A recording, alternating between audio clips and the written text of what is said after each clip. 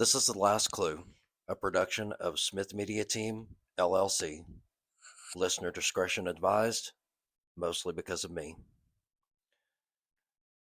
Part 2 in our case about the murder of Amy Gellert. So just to recap really quick, March 20th, 1994, there was an assault in the small community of Cocoa Beach, Florida. Amy Gellert, who was 21, she had just got home from church and was pulling in the driveway of her family's home. And little did she know that there was a suspect inside the home that had brutalized her father, stepfather, and mother. When he came running from the house, her stepfather, Bob Lehton, chased the suspect, and as he ran toward Amy, he started slashing. Amy was able to get away from him, get across the road, get to an apartment complex, ask for help, and she later passed away from her injuries. She was murdered in Cocoa Beach, Florida, and to this point, the case still remains unsolved. 31 years later. So, we talked on the last podcast about Amy and her life, and that she, had experimented with drugs. She had got clean. She was going to church, but it was a possibility that she had fallen back off and was using again. We don't know. Well, we do know. We know that she was smoking marijuana, and as her best friend, Andrea Odell, had stated, it was more than what was healthy. She wasn't into anything more than that we're aware of, but we do know that she was on the Mary Jane. And I apologize. That's more of what I meant, was that we don't know if she was into anything besides marijuana. That's where I was heading. Okay. And My apologies. no, I take too long to get my thoughts out sometimes. So on the last podcast, we talked about Amy and her life, and we promised you some suspects. And we have a list. So the first suspect is one that got cleared, I think, fairly quickly. He ended up in a voice lineup in Cocoa Beach, and he talked to authorities, but we're looking at Jeffrey Anderson.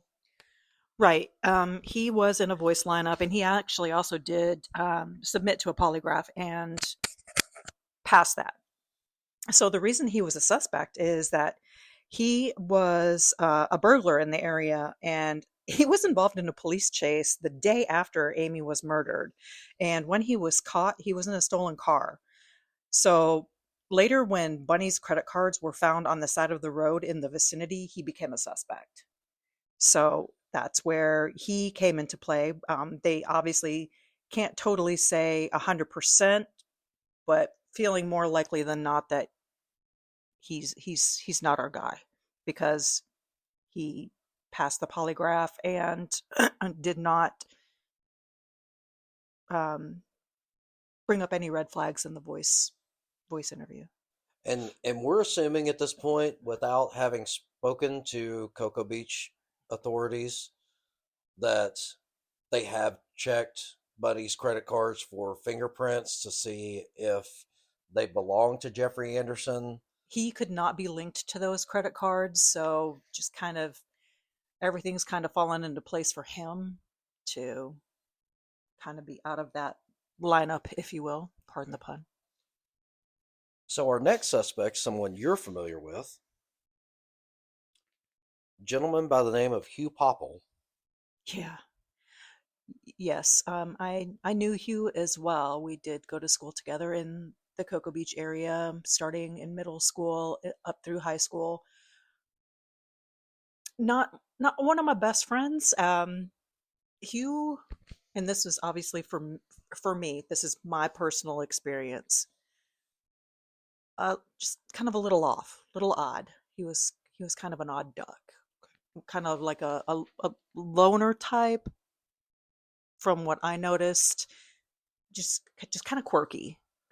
Now, am I correct in this that he actually didn't become a suspect in this case until 2013? Or was he a Right. suspect early on and then fell off the radar and then came back onto the Cocoa Beach Police Department's radar or Brevard County Sheriff's radar? I I don't really know how this one came about. I feel like he was not a suspect until after uh, after. So let me explain. So he and Amy actually did have a history. I don't recall it being a really long one, but they were involved romantically at one point, but he didn't become a suspect until almost 19 years after her murder in 2013.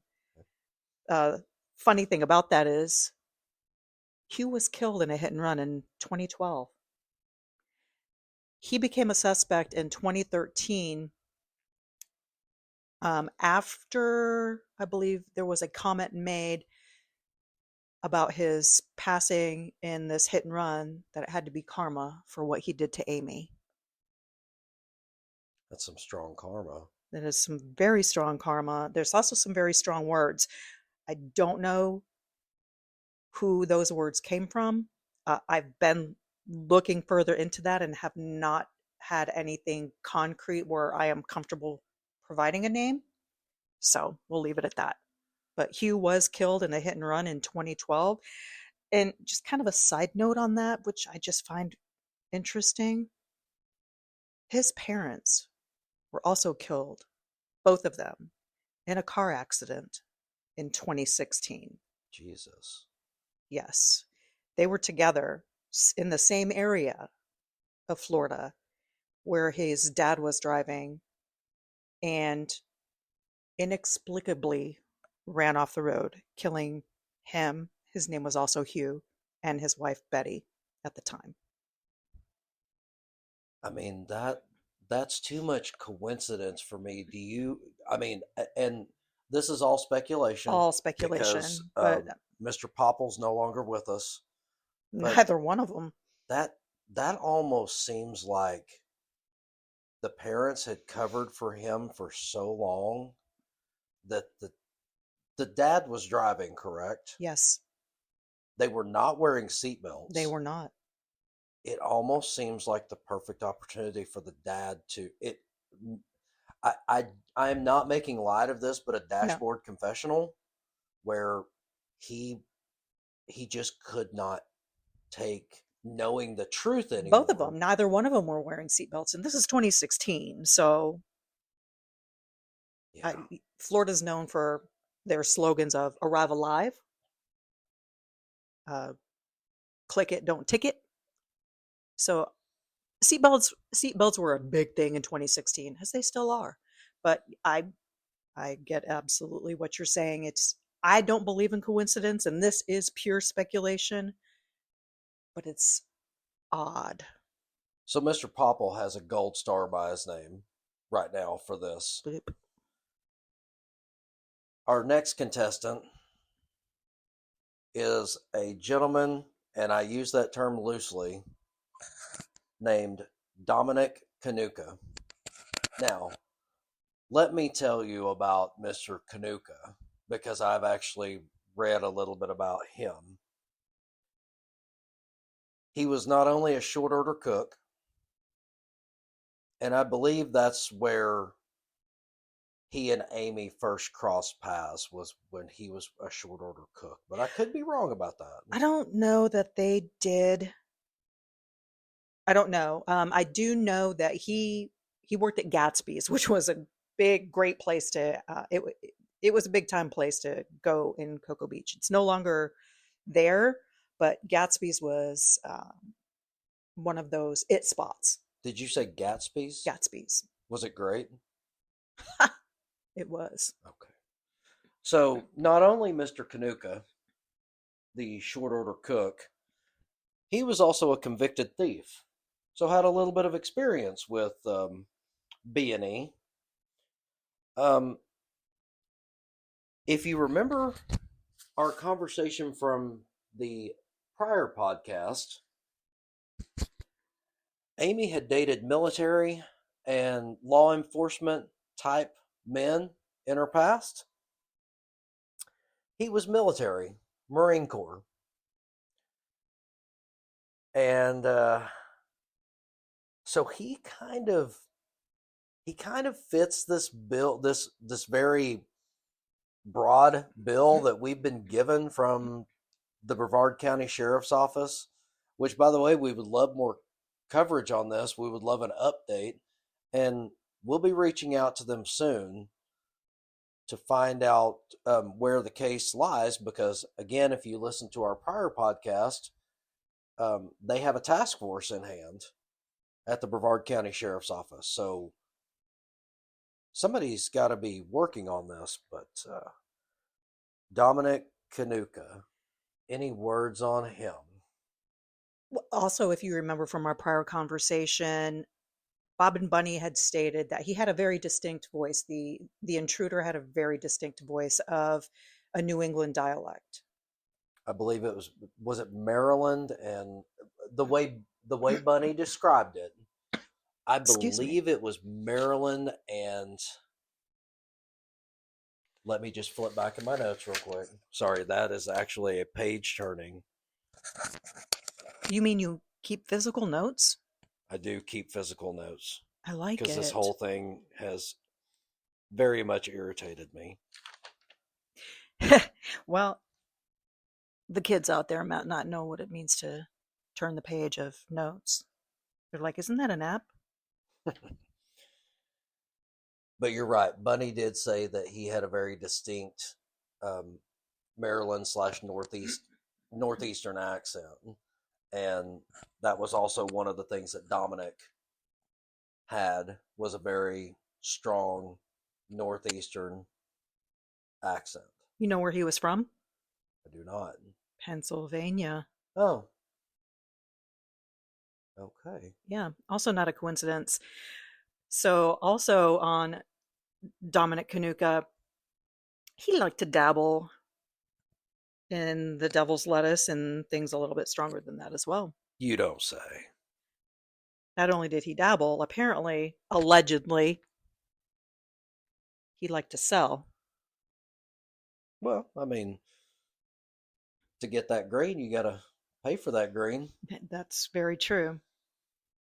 One of the interesting things about Dominic being a suspect in this case is that he happened upon the murder scene that same night, where he had stated that he was allegedly on his way home from work and saw the flashing lights, things like that, and stopped and actually helped the police set up the crime scene tape. Odd. More than odd. I mean, it's not impossible, but that's pretty unheard of. I have never been in a situation where the police have asked or requested help from a civilian to set up police tape. Now, I don't spend much time around murder scenes where they would need crime tape. If you do, I'm Questions? in trouble. Yeah. I spend a lot of time in the woods. So I I think Mr. Kanuka also has a star by his name. I mean, maybe not as much as Mr. Popple. Maybe. Maybe a gold and a bronze. Well, maybe, Silver. because one of the things, remember how he happened by the house on his way home from work? Right. They pulled his time card at Gatsby's that night. Guess who didn't work? Not at all. Not at all. Interesting. So he was on his way home from work, but he didn't work. He's got that northeastern accent. He was in the area. He was not a wholesome gentleman. And Brevard County has nothing on him. I believe later on, they did re-interview him. I'd have to dive into that some more, but I don't believe it. It has not turned up any further information. I believe at one time, and I could be incorrect about this, but I believe at one time he was in Marineville, Pennsylvania Correctional Facility. I do believe so. I Okay. believe he was only in the Cocoa Beach area for a couple of months before he returned to Pennsylvania. So it's very suspect, pardon the pun, that he was only in Cocoa Beach for a few months, and during that time was the murder of Amy Gellert. And honestly, the only murder in Cocoa Beach that I can remember. Okay. I think we're going to give him a silver star because he's going to be right underneath Mr. Popple on this. So we have another gentleman by the name of Scott Manley. Does that name ring a bell? Vaguely. Okay. Um, so I never had any personal interactions with him. so Mr. Manley was a friend of Amy's. He was the last friend that was in the home that they were aware of. He also had access to the house, and he and Amy were talking to each other quite regularly. As a matter of fact, there was a message between the two of them 30 minutes before the stabbing.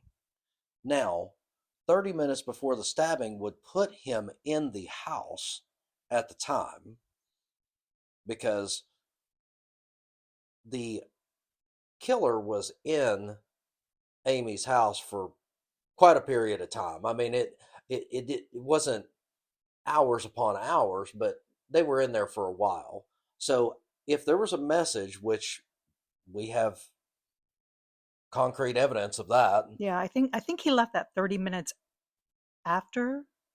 Well, I don't remember if it was 30 minutes before or after, but it was a 30-minute period within the time of that murder. And if memory serves, I think Scott and her met in rehab. They did. Well, guess how people describe Mr. Manley. Hmm. It's not in a great way. Mr. Manley has been described as a con artist, and he was in rehab for coke. Hmm. Now, that's cocaine for you kids out there. Now, I will say this. In my lifetime, I have done very little marijuana. It's just not my thing. I know people that enjoy it. I have done very little of it. I'm If with you. if you have listened to it, and a lot of you, we appreciate everyone listening. We really do. All the feedback has been tremendous. But if you listen to me today and then go back and listen to the first part of the Amy Gellert story that we told a couple of days ago, you can tell that I am suffering from allergies. I know there are many ways to take in cocaine, I've heard, but there are two things that don't work for me. One, I never have a clear side of my nose. I don't think I've had a clear side of my nose since I was 4 years old. And then I probably stuffed a jelly bean up there, and that's what started all of this. But I have constant sinus problems. Like today, I am completely stuffed up on one side. And Two, I have a tickle in the back of my throat after still kind of recovering from flu A. So we're a great pair. and number two, I do not like needles. I used to be okay with needles until one time I went to go get blood and I woke up on the floor. And ever since then, if you have to give blood or I have to give blood, I'll be there up until the second that needle hits, and then I have to turn and look the other way. I just there's something about it. I don't know why. I can watch scary movies. I can watch crap like that, I don't really, I want to be scared in another way. I don't want to be scared gross. I want to be like terrified for my life. You know, Well, your whole no, I think the nose thing is just a thing for you because when I was getting swabbed for COVID and flu A, you were, I'll be right back. yeah, You yeah, actually left the room when I was getting swabbed. I did. So That's yeah, 100% a true story. But digress. yes. So our new suspect here, Scott Manley, was a coke addict in rehab, and that's like you said, that's where Scott and Amy met. It is alleged that he owed Amy money for drugs because we feel like he had gotten Amy back into the marijuana, and then he was using her because she had financed some. I don't know Right. her parents' financial situation, but they lived in Cocoa Beach, seemed like they were living a good life. So Amy probably had means to some cash, and she was financing his drug habit. But Could be. again, where I was going with the whole marijuana versus cocaine, marijuana and cocaine are two different things. Very. So if you're a coke addict and you've only got access to marijuana, that's not gonna float your boat. I wouldn't think. Now, people change. They do. I mean, taste buds change, the habits change, etc., etc. I get that, but I would think if you're a coke addict, which is how he is described, marijuana is not going to get marijuana. Marijuana might get it done for a while, but that's not a long term solution if you've been doing coke for years. Right. And I think it was alleged that he and Amy had plans that night, and he left that message 30 minutes after she was stabbed to death, stating, it's 9:30, too late to go out tonight. And I believe that it had come about that he was actually out driving around looking to meet a drug dealer for crack. Well, guess who he got linked up with? May I turn your attention back to Mr. Dominic Kanuka, now known as Nick. So, Dominic, Allegedly. Now, he could, some people say that he went by the nickname Dom in this particular instance. Scott was saying that he was looking for Nick. But now, if I'm a drug dealer, do you think I'm going to give you my real name? no, I'm going to be I'm T Dog. I'm going to give you some sort of Nick name. Ha. Sorry. So now, allegedly, Scott and Dominic Nick are somewhat in cahoots. They may not be completely fully linked like Right. Blue Ribbon, but these two are obviously linked together because of drugs, and especially because we don't know that Scott wasn't buying drugs from Dominic/Nick the night of the murder. We don't.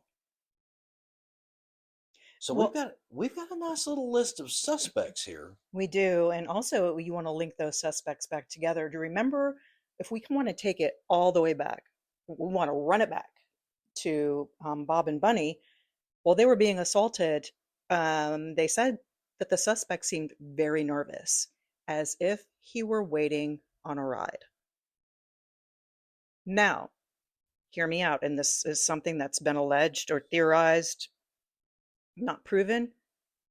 What if Dominic and Scott were together, had gone to the Lehton/Gellert home, one got spooked, one got left in the house while the other ran? Waiting on his ride, and his ride left. Right. So we've got a pretty strong list of suspects that the Brevard County Sheriff's Office has not been able to pin this on anyone after No, how many years? coming up on 31. And both of these suspects, surprisingly, I say that with tongue in cheek, both failed polygraphs. So we've got one person out of this entire list that has passed a polygraph. Correct. We've got two that have failed, and one that's not with us anymore. Yep. By his own accord, and his parents are gone too. So we don't even have a secondary link to that one. However,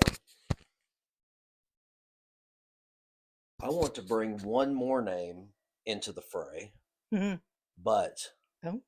we are short on time. Oh. So we are going to have to wrap this episode up. But I am going to bring out a name that has been faintly mentioned before, but we should be able to go into some pretty good detail about, and has what I feel like is all the motive in the world, because it comes down to the three main motives, comes down to one main motive that could potentially solve this case. And we're going to have that on the next episode of The Last Clue. Join us Monday when we go in depth on this name. The Last Clue is a production of Smith Media Team, LLC. If you have any information on the case of Amy Gellert, we urge you to call the Brevard County Sheriff's Office at 321-633-8413.